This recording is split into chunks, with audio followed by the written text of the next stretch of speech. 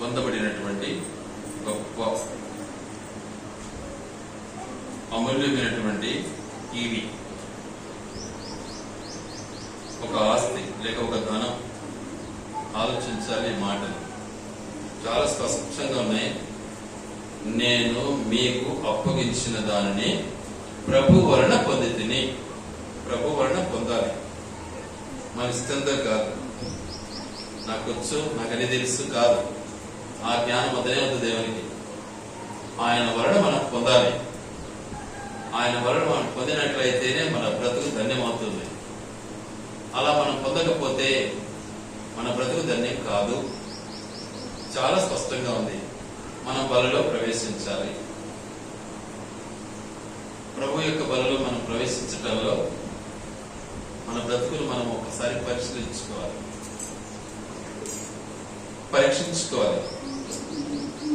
ఇవ్వబడినటువంటి ఉద్దేశం నిజంగా ఎందుకు ఇవ్వబడింది ఒకసారి జ్ఞాపకం చేసుకుందాం. మనం కొరింథీ మొదటి పత్రిక 15వ అధ్యాయము 3వ వచనం చదువుకున్నాం.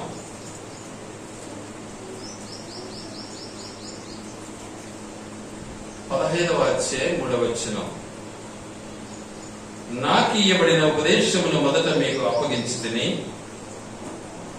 అదేమనగా లేఖనముల ప్రకారము క్రీస్తు మన పాపముల నిమిత్తము మృతి పొందెను, సమాధి చేయబడెను, లేఖనముల ప్రకారము 3వ దినమున లేపబడెను. ఇది సువార్త. ఈ సువార్తను చెప్పలేరు చాలా మంది సేవకులే. సువార్త చెప్పండి అంటే ఇది చెప్పరు.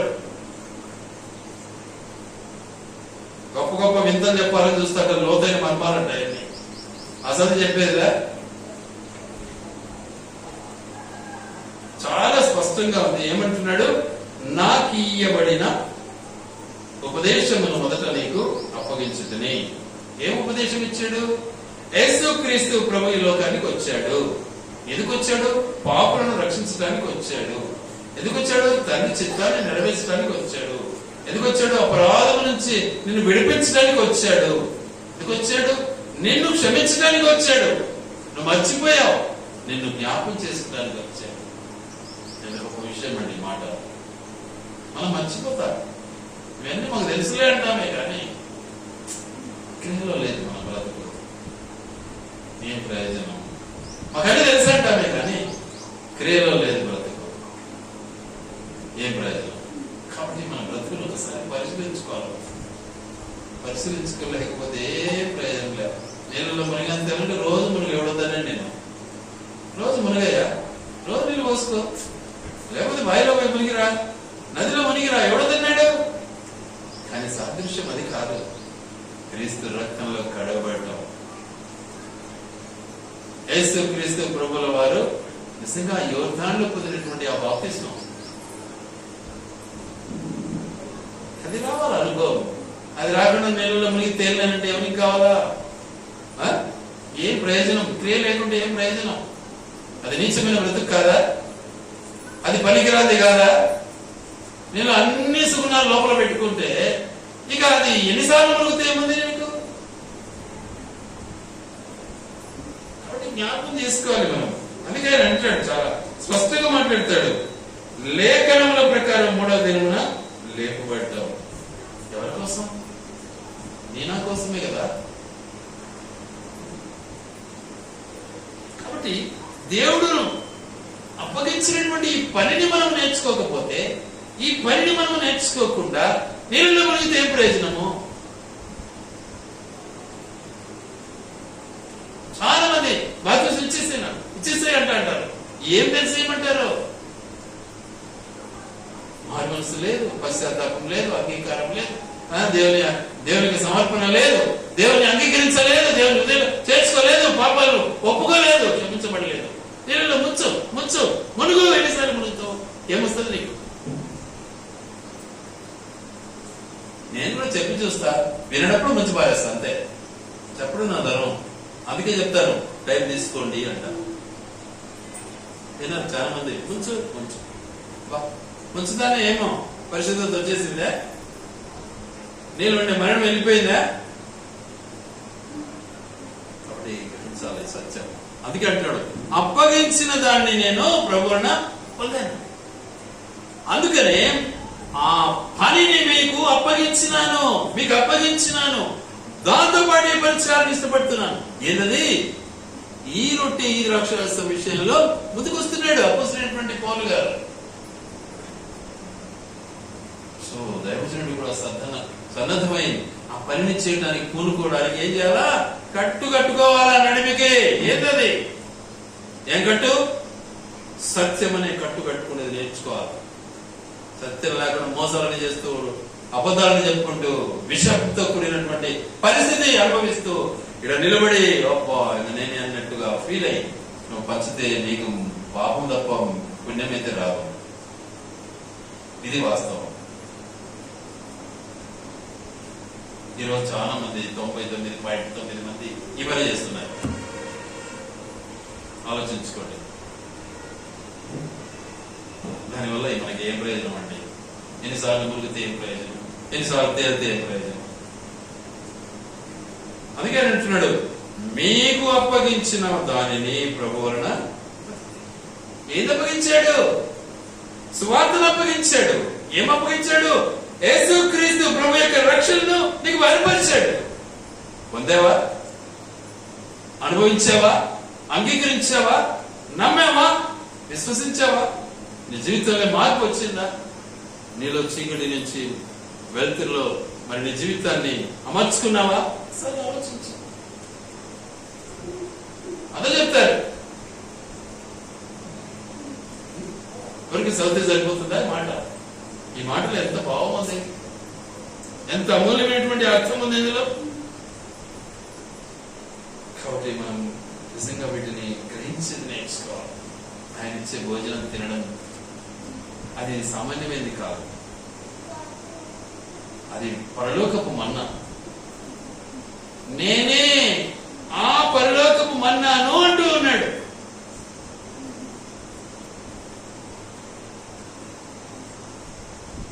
దాన్ని మనం గ్రహించడం నేర్చుకున్నాం. ఆ సత్యాన్ని గ్రహించడం నేర్చుకున్నాం. అలా మనం చేయలేకపోతే ఆ బలలో చేవేయటం నిజంగా మనకి ఇంకా పాపం పెరుగుతుంది. ఈ హెచ్చరిక నేను ఇవ్వకపోతే నాకు పాపం పెరుగుతుంది. నాకు జరిగే పరిస్థితులన్నిటినీ నేను అనుష్ఠించుకొని వాటిని అన్నిటినీ నలగొట్టుకుంటూ ప్రభు సేవల ముందుకు వెళ్తున్నానండి. సాధారణంగా కాదు. అటన్నిటినీ లోపల అణిచిపారేస్తాం. పట్టణ పక్కన అంటారు. జీవితంలో ఆ పోరాటాన్ని గెలవాలి మనం. ఆ పోరాటంలో మనం గెలవకుండా దేవుని సేవ చేయాలి. దేవునికి ఇష్టలుగా జీవించాలి. కాబట్టి ప్రభు అప్పగించిన దాన్ని మనము పొంది ఉన్నాము అంటే ఆయన పని చేయాల్సిన పని. నాకు తెలిసినే రొట్టె తినడం, ద్రాక్షరసం తాగడం కాదు. అది కాదు పని. అది పని కాదు.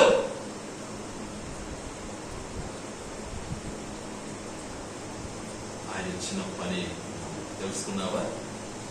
నీకు జీతం ఉంటుంది, నీకు కూలి ఉంటుంది. ఆ జీతమే ఆయన శరీరంలో రక్తం. అందుకే అపొస్తలుడైన పౌలు అంటాడు, సువార్త ప్రకటించడమే నాకు ఏమంటాడు? జీతం అంటాడు. సువార్త ప్రకటించడమే నాకు జీతం. మనం ఏమంటాం? ప్రకటిస్తే ఏమిస్తావు? గుడికి వస్తే ఏమిస్తావు? వాక్యం చెప్తే ఏమిస్తావు? ఎంతమంది ఈ డైలాగులు? నీ మెదనానికి వచ్చి వాక్యం చెప్తే ఏమిస్తావు? కవర్లో పెట్టి ఏదో లేకపోతే కాదు కదా. ఆలోచించండి ఒకసారి. ఈ సత్యాలు చాలా అవసరం.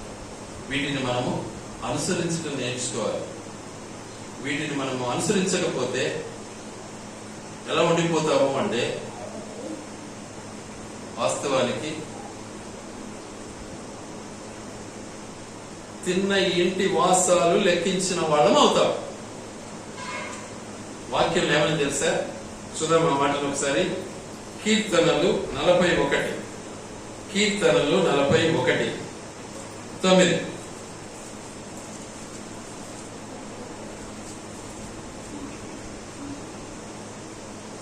నేను నమ్ముకొనిన నా విహితుడు నా ఇంట భోజనము చేసిన వాడు నన్ను తన్నుటకు తన మడిమెనెత్తెను. ఇది కథ. అర్థమైందా? ఇప్పుడు నేను కడప భాషలో చెప్పిన మీకు ముందు, ఇప్పుడు బైబిల్ భాష ఇది. నేను అన్నం పెట్టిందే వాడు ఏం చేశాడంట, తరణ మొదలు పెట్టాడట. పెట్టినానే. ఇది మన బ్రతుకు. చూసుకోండి ఒకసారి.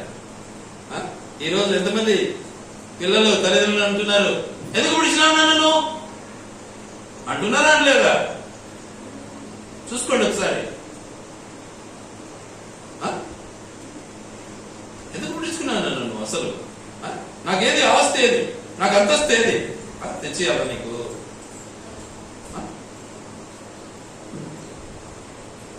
ఒకప్పుడు మా నాన్న ఉద్యోగస్తుడే. మరి నేనైతే ఒక్కొక్క మెతుకు కోసం కష్టపడ్డా, ఒక్కొక్క మెతుకు కోసం. మరి మా నాయన నేను అనలేదే, ఏం చేసినావు నాకు నువ్వు అని అన్నానా? నేను అనలే మాట. ఇది నా బ్రతుకు, నేను ఈ బ్రతుకులో గడేకాలి అంతే. అది నా ఆలోచన అంతే. ఒక్కొక్క మెతుకు కోసం కష్టపడ్డానంటే మీకు తెలియదు. ఈరోజు తెల్ల పొలంగా ఉన్నానంటే సరిపోదు. ఆ దేవాది దేవుడు నన్ను స్థితికి తీసుకొచ్చాడు. ఆ రీతిగా నేను నా హృదయాన్ని మార్చుకోనంటే ఈ పొద్దు ఎక్కడుందనో, నేను ఏ రోడ్లో పడిందనో, అసలు వెళ్ళిపోయిందనో. కానీ అట్లా నేను పారిపోలే. నా బ్రతుకులో నాకు అవన్నీ జ్ఞాపకం ఉన్నాయి. నేను మర్చిపోలే, నా బ్రతుకులు మర్చిపోలేను. జ్ఞాపకం చేసుకుంటూ ఉంటా, నెమరేసుకుంటూ ఉంటా నేను ఎలా బ్రతికాను.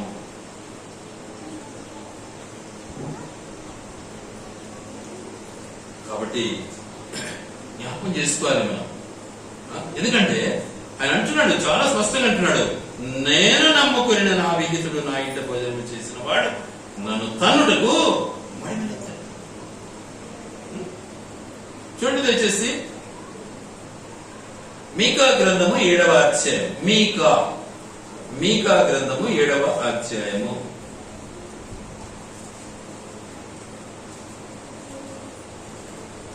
మీకా గ్రంథము 7వ అధ్యాయము.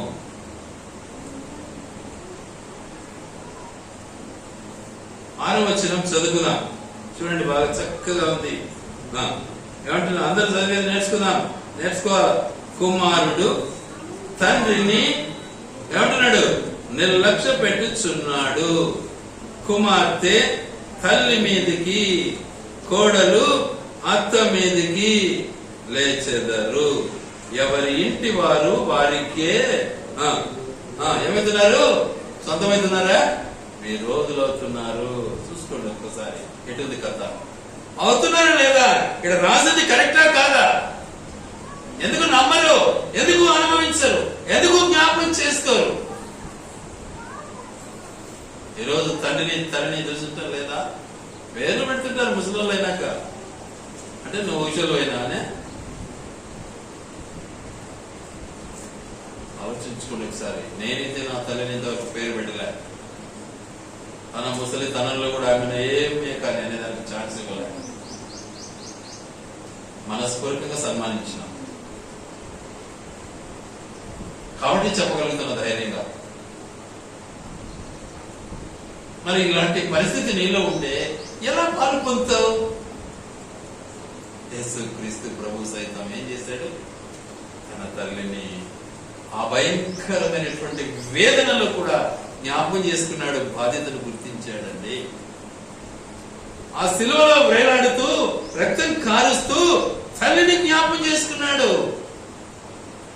శిష్యుని తమ్ముని జ్ఞాపకం చేసుకున్నాడు. అమ్మ యొక్క బాధ్యతను, తల్లి యొక్క బాధ్యతను శిష్యునికి అప్పగించినాడు. ఎంత గొప్ప విషయం అండి. నువ్వు నేను బాగానే తిరుగుతుంటాం, అన్నీ ఉంటాయి. అమ్మ నాయన అడక్క తింటూ ఉంటారు. ఏం ప్రయోజనం? ఈడనేమో మళ్ళీ విశ్వాసమే నువ్వు. అవునా? బైబిల్ నీ చేతిలో ఉందా? ఎంత పెద్ద మోసం ఇది! ఆలోచించు ఒకసారి. ఎలా ఆయన శరీరంలో పాలి భాగస్థం లేదా? నేను ఇవన్నీ కళ్ళతో చూస్తున్నానండి. నేను ఏదో ఎవడో చెప్తే కాదు, ఎవరు డబ్బా కొట్టేవాడి కాదు, ఏదో అంటే డబ్బింగ్ కొట్టేవాడి కాదు. అనుభవంతో చెప్తూ ఉన్నాను అన్ని. ఈరోజు నేను నిజంగా ఎంతో మందికి ఉపయోగపడాలి, నేను ఖచ్చితంగా నా పరిచయం చేయాలి అనే తపనతో నేను ముందుకు వెళ్తున్నాను. నా దేవుడు నన్ను ఈ స్థితికి తీసుకొచ్చాడు అంటే నేను మరి ఆయనను బట్టి నేనేం చేయాలి లోకంలో? చేయకపోతే నేను ఆయన బిడ్డకు కాను. ఆయనైతే ప్రాణమే ఇచ్చాడు నీకోసం. నువ్వేమిస్తున్నావు? ఎట్టు తిరిగి ఎట్టో కదా 10 రూపాయలు సంపాదించుకుంటే సార్లు బైబిల్ పట్టుకుంటే అనుకుంటున్నావా? ఆలోచించు. చాలా మంది ఇదే కోర, బైబిల్ పట్టుకుని అటు ఇటు తిరిగితే 10 రూపాయలు వస్తుంది. ఎంత గొప్ప విషయం ఇది! ఏది బైబిల్ పట్టుకుంటే కార్లు వస్తాయి, బండ్లు వస్తాయి, పార్లర్లో తిరగచ్చు. అదే అందుక యేసు ప్రభు తన రక్తాన్ని కార్చింది. తండ్రిగా పిల్లల కోసం నిజంగా ఎంత శ్రమ పడుతున్నాడు అనేది గ్రహించకపోతే ప్రయోజనం ఏంటి? ప్రభువు మన కోసం ఎంత శ్రమ పడ్డాడు. ఆయన బిడ్డలు కాబట్టి కదా తన ప్రాణం ఇచ్చాడు. ఆలోచించండి ఒకసారి. జాగ్రత్త పడాలి మనం. కాబట్టి ప్రభువుని గురించి నిజంగా కుమారుడు తండ్రిని నిర్లక్ష్య పెడుతున్నాడు, కుమార్తె తల్లిని నిజంగా నిర్లక్ష్య పెడతా ఉంది, కోడలు అత్తని నిర్లక్ష్య పెడతా ఉంది. ఒక్క ఇంట్లోనే భేదాలు భేదాలు భేదాలు. అబ్బా, ఇంకేం చేస్తారు? ఆ సొంత భేదాలు విడిచిపెట్టి ఇంకేం చేస్తారు? పక్కన మీద వేస్తారు. వాడి చేసి వచ్చి వీళ్ళకు ఉండేటి కాదు, అది వీళ్ళకి లేదు అసలు, ఇంకొకరి మీద నేరం వేస్తారు. అది ఇంకేం ప్రయోజనం? అది ఇంకా గొప్ప పాపం సంపాదించుకుంటారు. అట్లా కూడా ఉంటారు. చూడండి, అవునా కాదా ఈ సత్యం? సొంతమైన పాపానికి బానిసమయ్యావు, ఇంకా వాని పాపం నీ మీద వేసుకోవడానికి ఇష్టపడుతున్నావు. ఏం ప్రయోజనం? ఎలా ఆలోచిస్తున్నావు? ఒకసారి ఆలోచించు. జాగ్రత్త పడాలి. కాబట్టి ఇది ముందే నీకు చెప్పినా నేను. అది ఇప్పుడు నాకు ప్రభు అప్పగిస్తున్నాడు. ఆ పని నేను చేస్తున్నా. ఆ పని ఏంటిది? ఎగ్జాంపుల్ చాలా ఉన్నాయి నా దగ్గర, దేవుడు ఇచ్చాడు. ముందుకెళ్దాం. 24వ వచనం. గాలిని విరిచి, ఇది మీ కొరకైన నా శరీరము, నన్ను జ్ఞాపం చేసుకోండి దీన్ని చేయడని చెప్పాను. ఆ రొట్టె తీసుకున్నాడు, అప్పగించిన పని ఆ రొట్టె యొక్క పరిస్థితిని ఒకసారి ఆలోచించండి. రొట్టె యొక్క పరిస్థితిని ఒకసారి ఆలోచించండి. ఎలా రొట్టె అయింది? ముందు పిండి తయారు చేయాలా, నల్లగొట్టాలి బాగా. ఏమంటారు? ఇస్రాయేల్ పిండి చేస్తుంది. పిండి చేయబడిన తర్వాత మళ్ళీ నీళ్లు పోసి ముద్ద చేయాలా, మళ్ళీ దాన్ని రొట్టె చేయాలా, మళ్ళీ దాన్ని అగ్నిలో కాల్చాలా, కాల్చిన తర్వాత ఆహారముగా మార్చాలి. ఎంత గొప్ప విషయం! మారేవా? ఆషామాషినా ఇదేమన్నా? ఏం ఊరికే తయారైతుందా అట్లా? దీని భావం తెలియకుండా తీసుకున్నావా? బా, ఎందుకు తీసుకోలే? ఆయన ఇలా నేను తీసుకోలే. ఆయన ఎందుకు ఇలా నేను తీసుకోలే? చూడు ఎంత ఆ రొట్టెను విరిచి మళ్ళీ విరువబడి ఏమన్నాడు? నన్ను జ్ఞాపకం చేసుకోవడానికి మీలో మీరు పంచుకొని తినండి అన్నాడు. ఎంత ఒక విషయం అండి. ఆ రొట్టె ఎవరు? యేసు ప్రభువు సాక్షాత్తు. ఆ రొట్టెను తినడంలో మనకేమైనా అర్హత ఉందా? అర్హత ఉంటేనే తీసుకోవాలి. కాబట్టి అర్హతను సంపాదించుకొని మనం నిజంగా ముందుకు సాగడానికి ప్రయత్నిద్దాం. ఎందుకంటే అది జీవాహారం. అందుకే ఆయన అన్నాడు, నా శరీరము తిని త్రాగువాడే ఏమైతాడు? నిత్య జీవం కలవాడు. అట్టి శరీరం తినడం అంటే కోసుకొని తినడమా? కాదు. ఆ శరీరంలో పాలు పొందిన వాడై అట్టి ఆ శరీరాన్ని తన శరీరాన్ని సమరూపంగా మార్చుకున్నటువంటి వాడై తనతో కూడా పాలివాడైనటువంటి వాడై నిత్యత్వానికి పాలివాడు కావాలి. అంతేగాని ఏదో దీంట్లోనే లోకం పైకి పోతాను అనుకోవాకండి. ఇది వాస్తవం. ఆ మనస్తత్వం లేకపోతే తిన్నంత మాత్రాన పైకి పో. ఈ మార్పు రావాలి మనలో. వీటన్నిటికీ ఒకటే మాట జవాబు ఉంది, మనం చెప్తానే. తర్వాత వచనం, నెక్స్ట్ వర్డ్ ఏమంటాడు?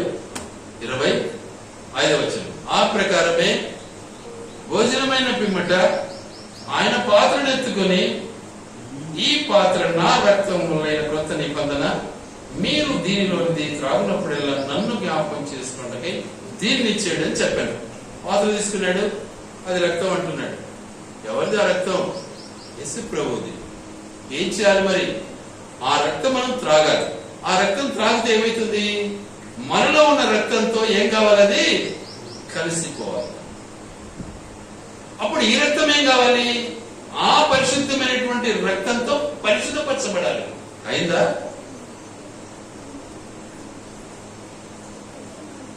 అయిందా? పరిశుద్ధపరచబడ్డావా? నీ రక్తములో పరిశుద్ధత వచ్చేసిందా? నీకు మంచి అలవాట్లు వచ్చాయా? నీకు మంచి ఆలోచన వచ్చిందా? నువ్వు మంచి పనులు చేస్తున్నావా ప్రభు కొరకు? మరి ఆలోచించు. దాన్ని నువ్వు జ్ఞాపకం చేసుకో అంటున్నాడు దేవుడు. ఆ జ్ఞాపకం మనకుందా అసలు? అయ్యో మర్చిపోయినాం కదా, మర్చిపోయాను అన్ని మర్చిపోయినాం. చూడండి ఒకసారి. అని ఆ మార్పు లేకుంటే ఎందుకండి ఈ బైబిల్, ఈ భక్తి? ఎందుకు మనం మోసం కాదా? వీటి నుంచి మనం మేలుకోవాలి. రక్తము నిజంగా మన రక్తంతో కలవాలి అంటే అర్హత కావాలి. అర్హత కావాలి. ఏంటిది అర్హత? రక్షణ అనుభవం కావాలి. పాప క్షమాపణ కలిగి ఉండాలా. పశ్చాత్తాప జీవితం కలిగి ఉండాలా. తగ్గింపు జీవితం కలిగి ఉండాలా. లోబడే స్వభావం కావాలి. వినయ విధేయతలు కలిగినటువంటి జీవితం కావాలి. ఇవి లేకుండా నేను మునిగి తేలినాను అంటే ఎవరికి ముందు? రోజు మనకు అంతే కదా, రోజు మనలే ఎవరన్నారు? ఆచారం కాదేది, ఆచరణ. పని కలిగి జీవించాలి. చెప్పుకోవడానికి కాదు, క్రియ కలిగి ఉండాలి. అది దేవుని ఉద్దేశం. అందుకని మనకు అప్పగించినాడు. దేవుని వలన నేను పొందాను మీకు ఇస్తున్నాను అన్నాడు. దేవుని వలన ఏం పొందాడు అపొస్తలుడైన పౌలు? తన ప్రాణాన్ని ఇవ్వడానికి సిద్ధపడ్డాడు. లాస్ట్ అండ్ ఫైనల్ తన తరణిచ్చేసినాడు అపొస్తలుడైన పౌలు. ఆయన తలను నరికినాడు ప్రభు కొరకు. ఉందా నాకు అది? ఆ త్యాగం ఉందా? శిరశ్ఛేదనం చేశారు అపొస్తలుడైన పౌలు.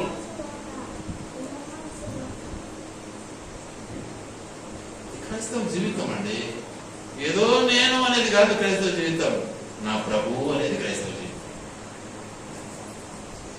నేను అనేవాడు క్రైస్తవుడు కాడు, వాడు మోసగాడు. నా ప్రభువు అనేవాడు క్రైస్తవుడు.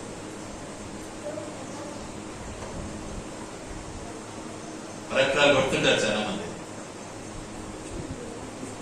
ఇది చేస్తాం, అది చేస్తాం, ఆమోదం కడతాం, ఇది కడతాం, ఏదో ఒకటి కాదు. ఆ సేవ చేస్తున్నావా? నువ్వు విరవబడ్డావా? నలగబడ్డావా? రక్తం కార్చబడుతుందా? నీ శరీరము, నీ రక్తము ప్రభు కొరకు ఉపయోగపడతా ఉందా? ఆలోచించు. అప్పుడు ఆయన రక్తంలో నీకు పాలి భాగం ఉంటుంది. ఎప్పుడైతే ఈ రెండు నువ్వు అనుసరిస్తావో, అనుభవిస్తావో, అప్పుడు నీ జీవితం ఏమైతుంది? నిత్యత్వానికి పర్మనెంట్ టికెట్ దొరుకుతుంది నీకు.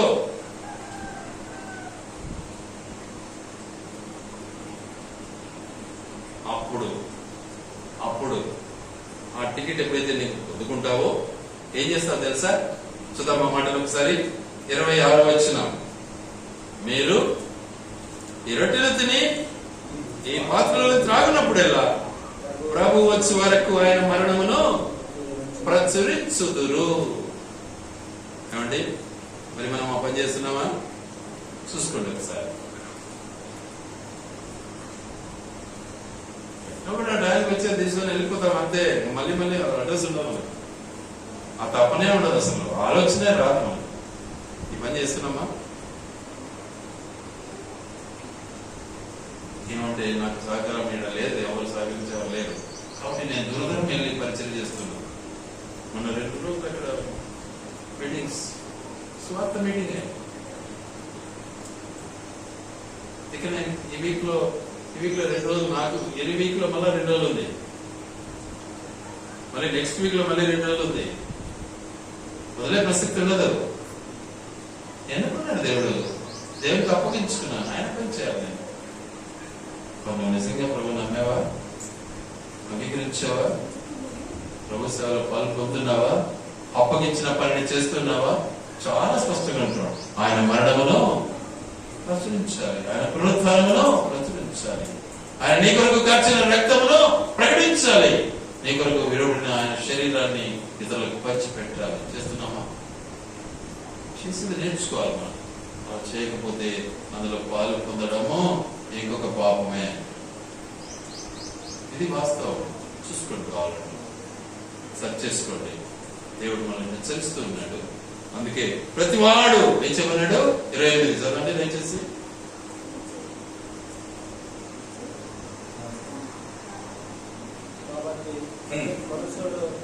ప్రతి మనుష్యుడు తన్ను తాను పరీక్షించుకొని అలాగ చేసి ఆ రొట్టెలు తిని ఆ పాత్రలోనిది త్రాగవలెను. అది వాస్తవం.